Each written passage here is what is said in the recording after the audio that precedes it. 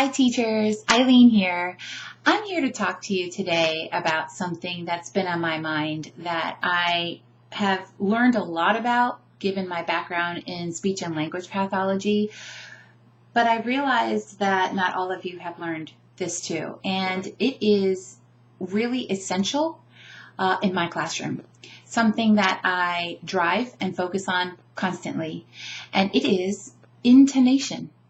Intonation is the rhythm, the sing-song patterns, the highs and the lows, the speed or the rate that we speak in. You know, like when we're really mad and we talk really quickly because, we got to get our message across. Or when we're really chill and we're just like, yeah, it's Sunday. I'll probably go outside. You notice how I'm like, or like a valley girl and she's like, oh my God, right? You know that sound, right? Those patterns, they're really familiar. And so this intonation is really one of the big hurdles in learning any language, really.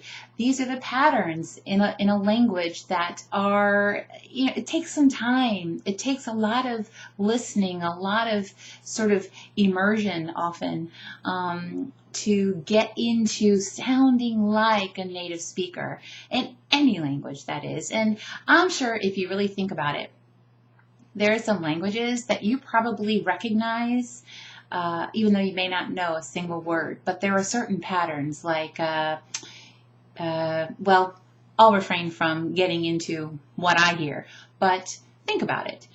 Anyway, so today I'm going to talk about one part of intonation, and that is how we teach syllables. See, I really focus on syllables because syllables frame a word, right?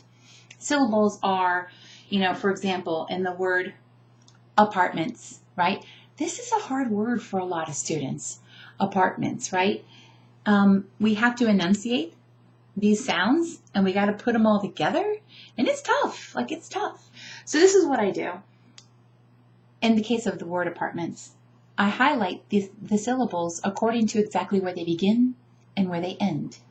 Apartments. And I focus on the S. A lot of times kids drop that sound at the end if they're dealing with multiple apartments, right?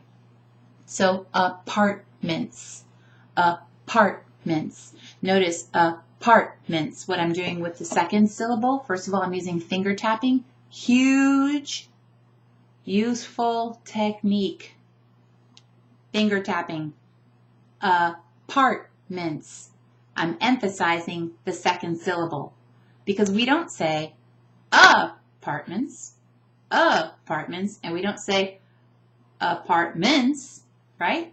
See where I'm putting the emphasis? That's part of intonation. And just very specifically in syllables, this is how I teach them. I'll give you another example. I run into this one all the time. And if I'm running into it, then you are too. So, vegetables, right? I often hear vegetables. So if we try to tackle this word with a non-native speaker, what they're probably going to pick up are a few of the letter sounds, but not all of them, especially when they're struggling to enunciate the entire word, right?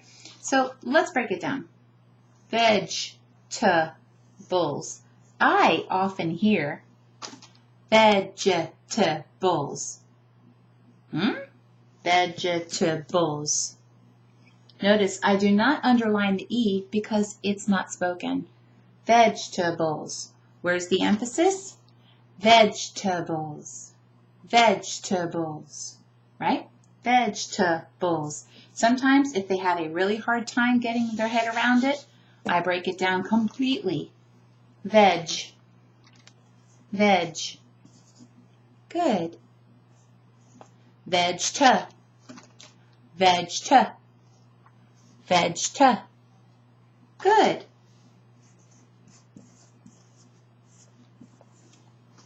Bulls. Bulls. Vegetables.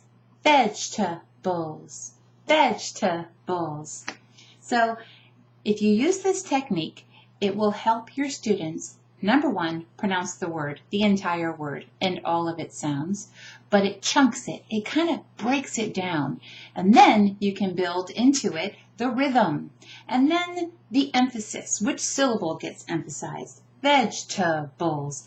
How about, the dreaded parallelogram. Seriously. Parallelogram. Or, I know. This one happened the other day. Oh my goodness. And this was a new student. And she got a kick out of how I did this. It was really funny.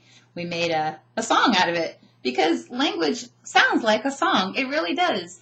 The rhythm, the sing-song, that whole thing that we do. Encyclopedia. Oh my goodness. Right? So it has 1, 2, 3, 4, 5, 6 syllables. Encyclopedia. Encyclopedia. And then I get into it. Encyclo.